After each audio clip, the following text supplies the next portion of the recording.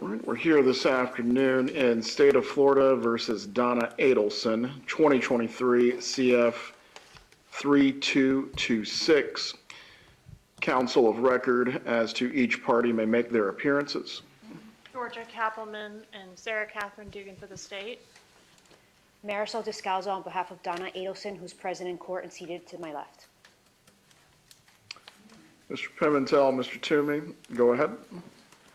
Greg Toomey, Your Honor, for both the Sheriff's Office and yesterday, the medical provider in the jail. Sheriff's Office General Counsel James Pimentel, sir. All right. For everyone that is observing on Zoom, please do not interfere with the hearing. Of course, you may observe as to everything that takes place. Mr. Scalzo, I've reviewed your emergency motion to enjoin the jail. Is there any further argument or testimony that you wish to take in support of your motion?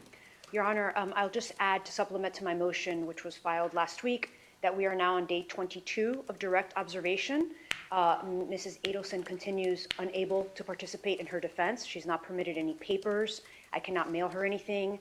I did have a call with her on Friday, but only because Mrs. Kappelman facilitated it for me. And on that call, it was not a private call. Ms. Adelson was forced to put me on speakerphone with guards listening. There is just no way that Mrs. Adelson can prepare for her defense in this manner. All right, there is one question that I had specifically as to this issue, and I noticed within your pleading that you had quotes from your client and also some observations of what has been taking place with the correctional staff. Are you alleging that you have no ability to access your client or that there is limited contact with your client? No, Your Honor, I'm not saying that there is no ability. The direct observations that are contained within my motion were not observed by myself, but Daniel Rashbaum, Charlie Adelson's attorney, had a visit with Charlie Adelson, and he was able to swap it out for Miss Donna Adelson the week of, I think, November 27th or 28th. So he was able to have that conversation with her in person. I've had a conversation with her, like I said, over the phone. I have been told that I can do a 60-minute increment visit with her in person. There is no video visitation ability. So I would say that my ability to meet with her is limited. It's not non-existent. However, my ability to share, for example, discovery, paperwork, the motion I filed with Ms. Adelson is non-existent because she's not permitted to have paper. Very well. We'll take up the other aspect of this in a moment, actually, which deals with the level of confinement and what is going on with it. Ms. Kappelman, does the state have any argument to make concerning this matter? The state would defer to Mr. Toomey, who's here to speak on those matters that I think you're addressing right now. Very well. Mr. Pimentel, Mr. Toomey. Good afternoon, Judge. Good afternoon. As far as this particular issue goes, there is no impediment to her speaking with her lawyer, seeing her lawyer, over and above using a tablet. The tablet has a headset that can be used as a ligature. Otherwise, she's free to enter the jail. Chief Mack is here. He's assured me that they can have visit. I don't understand the problem that is perceived, but there is no impediment to an attorney-client visitation. Am I correct? The first question, we'll have Chief Mack give some testimony so that way we have a clear record. But the level of confinement and also the current restrictions that are in place, are these because there were at some point statements alluding to self-harm during the jail phone calls? And at booking here. When she was booked into the jail here, she made a statement that she wanted to die. Now, before she was arrested in Miami, she also had a phone call with her son, who's obviously in jail here, 25-minute phone call. I personally listened to it. She very clearly spoke about a plan to kill herself using sleeping pills. One moment. Ms. Adelson, please keep your comments to yourself. Let your lawyer argue on your behalf. Spoke of a plan to kill herself if she could not escape the country before arrest. That was known to the folks in this jail when she got here. That's why she's on watch. The mental health professionals see her every day. They are not satisfied that she's safe, and it's up to them to decide it. I'll give you an opportunity to respond, Mr. Scalzo. Mr. Toomey, one more thing before we move on into taking Chief Mack's testimony. Is there a specific procedure that the jail has for dealing with inmates with a threat of self-harm?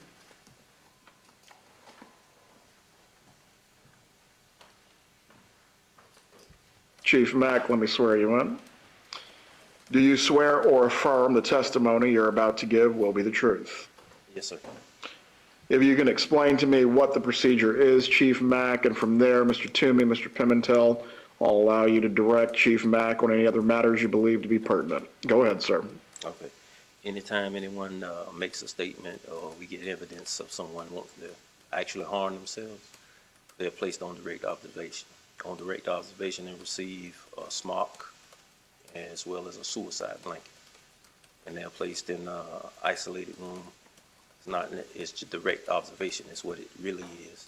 So we have a staff member outside the door that actually watches them around the clock, make sure they don't cause any harm to themselves. When are the individuals who are under this status reevaluated for going back to general population? That's done daily with yes care personnel. Mr. Toomey, if you have any further examination for Chief Mack, I'll allow you to do so at this time. Very briefly. Chief, is there a way for someone that's on suicide watch to have a direct visit with their lawyer? Yes, we will pull the individual from the particular area that they are housed in and put them in an office with just the attorney. And Are there any remote capabilities for someone who is in the suicide or close watch observation wing? remote capabilities, As far as phone calls, Zoom, tablets, things of that nature? that person will be escorted to an office where we can actually see through the door, a glass window, and the officer will stand on the outside and just watch them from the outside. And this is related to any concerns you have about self-harm? Yes, that's because of we just keep constant view, keep them in vision, make sure that they don't do anything or pick up anything they can take back to the room and harm themselves later. Mrs. Scalzo, do you have an examination for Chief Mack? I do, Your Honor. May I proceed, Your Honor? You may. Thank you. Would you like me to proceed from here? That's fine. Thank you, Your Honor. Chief Mackey, am I pronouncing that correctly? Mac, let me see Chief that. Mack. Chief Mack. Have you listened to this 25-minute call that Ms. Adelson had before she was arrested? Not in its entirety. I actually heard the portion where she was speaking of wanting to do a pact with her husband. I'm assuming that's who the individual was. Chief Mack, do you participate in the decision on whether Ms. Adelson needs to remain on direct observation? No, ma'am, that's a medical. Okay, is the medical person that makes that decision a psychiatrist or another person? That's Dr. Sapp. So is Dr. Sapp a psychiatrist? Yes. Okay. Do you know if Dr. Sapp has examined Ms. Adelson? She advised me that she spoke with her on different occasions or been around the area while another clinician was talking with her. Well, how is Dr. Zapp? Sapp. Zapp. How is Dr. Zapp? Sapp. Zach with a C, I'm sorry? If you could spell it, Chief Mack. SAPP. Sapp. Zapp. So how is Dr. Zapp supposed to determine whether Mrs. Adelson can be removed from direct observation if she doesn't evaluate her? From what I was advised, she has evaluated her and also other members of her staff. Chief Mack, would it surprise you if Dr. Zapp has not evaluated Mrs. Adelson at all? I couldn't say that I wouldn't think that she would tell me something that wasn't true. Do you have a report from Dr. Zapp I establishing, I'm sorry, wouldn't take, because of HIPAA laws, I don't necessarily get involved with medical paperwork of that nature. Chief Mack, did you come to court today knowing that you were going to testify about whether or not Mrs. Adelson was on direct observation or not? I knew I was supposed to be here, but the extent, I can't say I was privileged to told that I was going to actually testify, but I was prepared if I did. Okay. And Chief Mack, knowing that you had to come here today possibly to testify, did you inquire how many times Dr. Zapp had met with Mrs. Adelson? I did not, because they actually see everyone that's on direct daily, and it's more than just Miss Adelson. Chief Mack, are you aware that Dr. Zapp has never evaluated or met with Mrs. Adelson? I can only go what I've been told by Miss Zapp. Chief Mack, are you aware that Dr. Pugh is the only psychiatrist that has seen Mrs. Adelson, and that was on November 27th? I didn't get that information as to who saw her. All I needed to know, or all I need to be privileged to, is that she needed to be on direct observation. Chief Mack, do you have a list of all the times that Mrs. Adelson has been evaluated to determine whether she can be removed from direct observation? Like I previously said, the only time I know they see them daily. And with that, I don't get any paperwork because I'm not a medical professional. I'm just making sure that her safety is taken care of. Of course, Chief Mack, but just to be clear, I'm not asking whether you've seen any paperwork. I'm asking, in preparation for coming here today, were you advised how many times she had visits? No, Did you ask how many times she had been visited? not just knowing that she's being seen daily. I don't ask who actually saw her or what the conversation was pertaining to. Chief Mack, if she is being visited daily, would there be a report of those visits? Yes, it should be notes that they take. To the Daily. daily? Right. Okay. And Chief Mack, if what you're saying is what you were told is correct, there should be a report from Dr. Zapp and from whatever clinician is meeting her daily, right? About the evaluation. Yes, I would assume it is. And Chief Mack, did you know that Mrs. Adelson was actually arrested in Miami? Yes, Okay. And did you know that she spent some time in jail in Miami? yes, And did you know that she was there for about 5 days before she was transported to Leon County? it should be something like that, yes. And were you aware that she was at a county jail, very similar to the Leon County jail? Well, I've never been to Miami's facility, so I can't tell you exactly what they do or what their policies are. Okay. Chief Mack, were you aware that Mrs. Adelson was also on direct observation in Miami-Dade County for a period of time while she was there? No, I didn't actually see any paperwork of it. And Chief Mack, did anybody tell you, any of your clinicians tell you that actually Mrs. Adelson was evaluated by the same psychiatrist over a period of 72 hours in Miami, and she was released to general population? I heard something of it, but I don't necessarily, I go by our contract provider when we're doing anything in the inmate health. Who told you that she might have been evaluated in Miami and released to general population?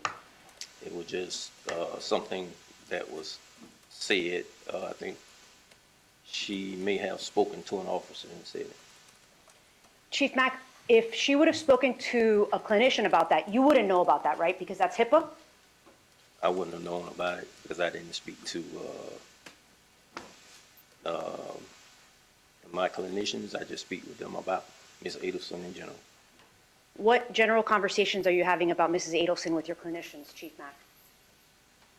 It's just how they evaluated her and where she is in her evaluation. Okay. If she's going to be released on a step-down program or anything of that nature. Okay, can you tell us generally what you have been told?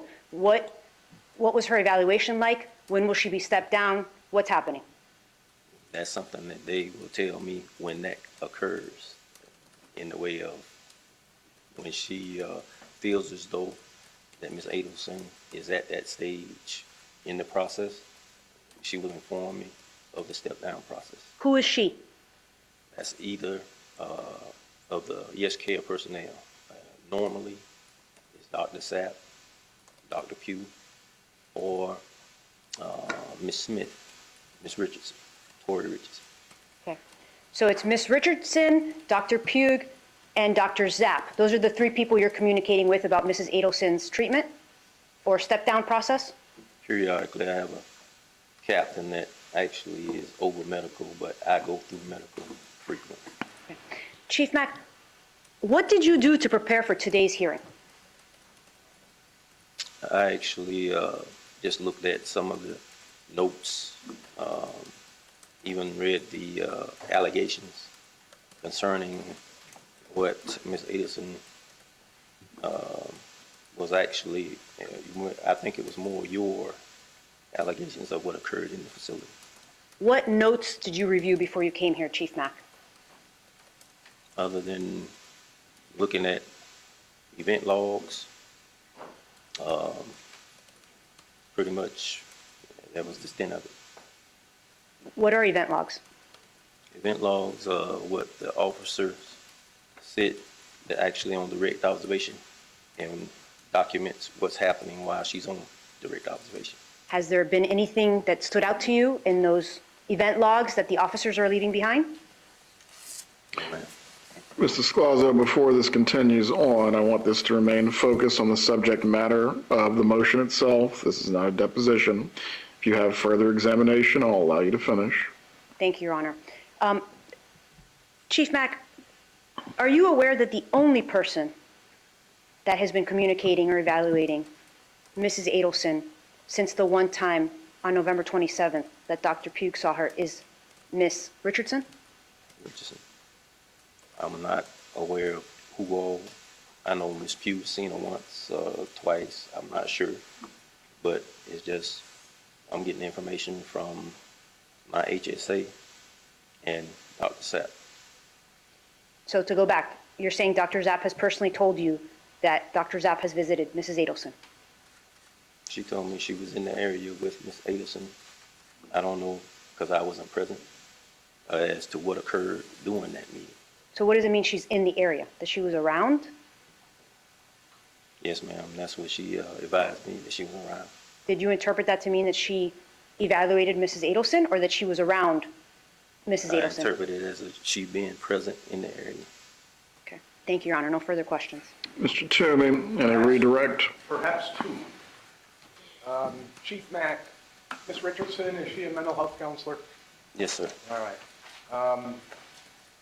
If there were notes regarding the interaction between mental health and the defendant in this case, where would those notes be? I'm going to be in a medical file. You recognize this document as her medical file. It's moving around a bit. It's been a day. Yes, I would say that was a medical file. All right. Do you know if anybody's asked for these besides me? No, sir. That's all, Judge. Chief Mack, you may take your seat. Mr. Toomey, the place I did want to start with there being a procedure in place is to assure that this is not random or arbitrary. Is there a procedure with regard to inmates with self-harm concerns or direct observation? There is. It's standard in each and every jail. It is that until a mental health counselor or another mental health provider, like a psychiatrist or psychologist, is assured that that person does not possess or present a risk of self-harm, then they stay on that status.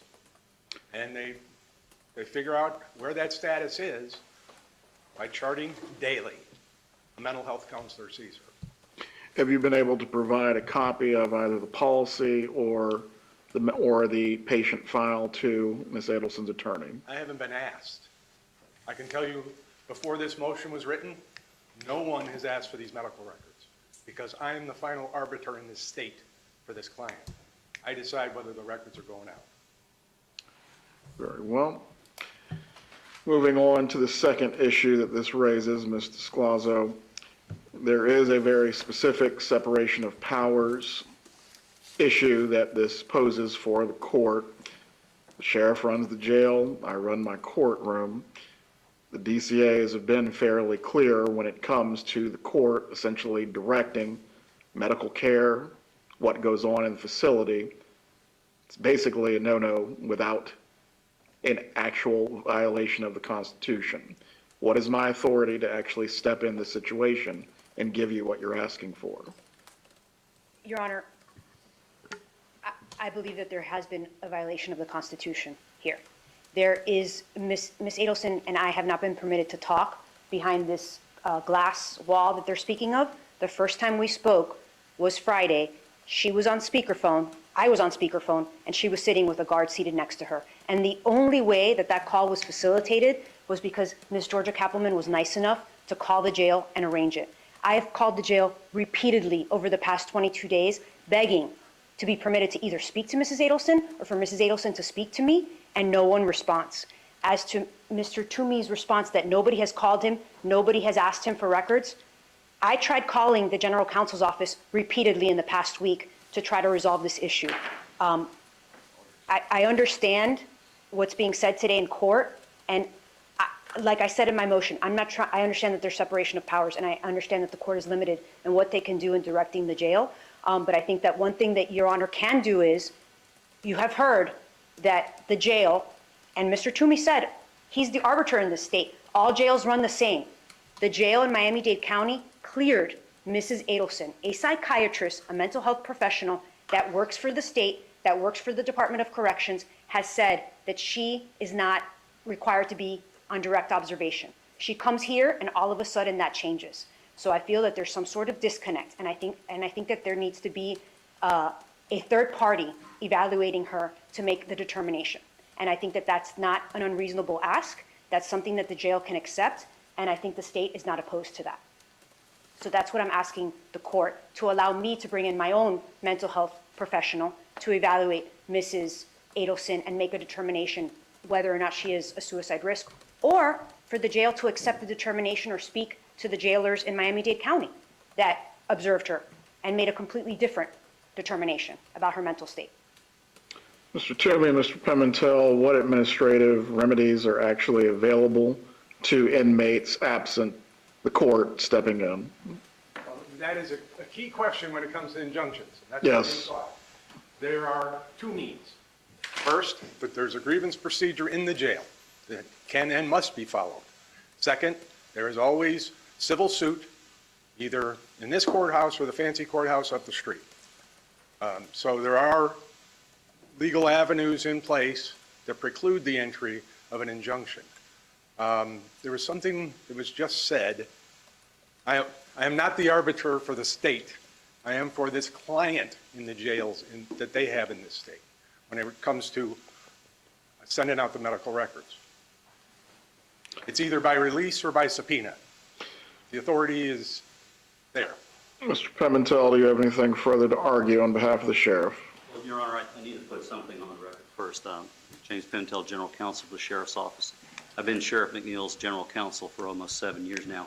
I've never heard from this attorney. I haven't heard from anyone representing this defendant. Any assertion, sir, that they've attempted to contact the Office of General Counsel? I have a paralegal. I have email. I've never been contacted by this defendant or this defendant's counsel. Very well. I'm going to make my findings as follows. As to the issue of there being a Sixth Amendment violation where there is no access by Ms. Adelson to counsel of record, I cannot find that.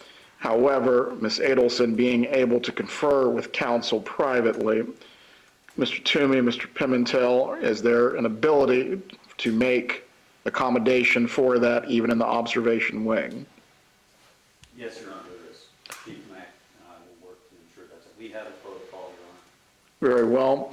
What I would ask you to do then is please speak with defense counsel as to what accommodations can be made so she can visit with counsel privately as she prepares for her case. Obviously, there's a very voluminous amount of discovery that's already been provided by the state. Is that correct, Ms. Kappelman? Yes, Your Honor. She is going to need to be able to speak in private with her attorney and go through all documents, all records, all manner of evidence that the state is seeking to use as a part of its case in chief? Does she have ability to use either a computer or some form of multimedia while in direct observation? Your Honor, she wouldn't be able to do it while in the direct observation cell, but we would make accommodations through security to make that occur. Very well. According to the policy that you already have in place, when will her status as residing in direct observation be revisited? Every day, Your Honor, on a daily basis. Right, Mr. Scalzo, as to issuing an injunction against the jail, I do not believe I have the authority to do so. The District Court of Appeal rulings, and I'm specifically going to cite to Bradshaw versus Sandler. This is found at 955 Southern 2nd, 1219, 4th DCA case from 2007. That specifically dealt with a trial court who ordered a defendant to be taken to a dentist of his choosing. Similar, by analogy, for me to allow Ms. Adelson to be seen by a psychiatrist or psychologist that is a third party is stepping on the separation of powers in that regard. Until there's been an exhaustion of remedies with regard to whatever internal procedure is available for her to avail herself of regarding grievances or other matters with the jail, an injunction is not something that I can entertain at this point. Did you wish to be heard further? No, Your Honor, not on this topic. Ms. Kappelman, did you have anything further you wish to argue on behalf of the state? Right, Mr. Toomey, Mr. Pimentel, and Chief Mack, if you can get with defense counsel, I think that will eliminate next time the need to have any hearings on a basis such as this. Obviously, Ms. Adelson wants to prepare for her trial. She is entitled to do so, but the sheriff runs the jail. I fully recognize that, and I respect that. Do you wish to be heard further? Nothing further, Your Honor. Right, let's move on to the matter of the arraignment, also why we were here this afternoon as well. Excuse, Judge? You are excused. Your Honor, before they're excused, I would like them to provide me, yes, their business card so that I may contact them. Thank you. That's fine. I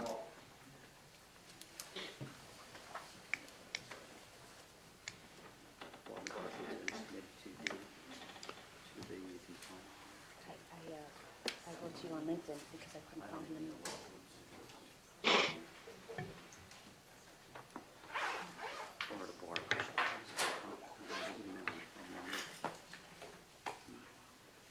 right.